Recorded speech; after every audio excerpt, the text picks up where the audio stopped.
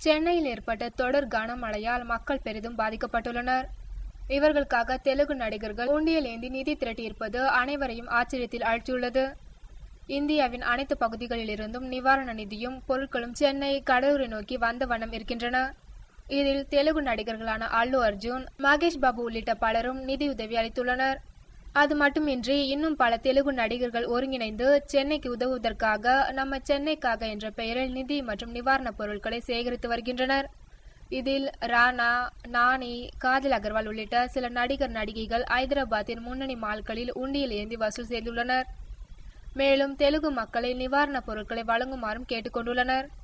குவிந்து வரும் நிவாரணப் பொருட்களை ராமநாயுடு ஸ்டுடியோவிற்கு வர வைத்து அங்கிருந்து சென்னைக்கு அனுப்பி வைக்கின்றனர். தெலுங்கு நடிகர் ராணா தனது ட்விட்டர் பக்கத்தில் வெள்ள நிவாரணத்திற்கு உதவ விரும்புவோர் காசோலைகளை ராமநாயுடு அறக்கட்டளை என்ற பெயருக்கு அனுப்பி வைக்கும்படி கேட்டுக்கொண்டுள்ளார். கிடைக்கும் நிவாரணப் பொருட்களை உடனுக்குடன் சென்னைக்கு அனுப்பி வைக்கப்படும் என்றும் குறிப்பிட்டுள்ளார்.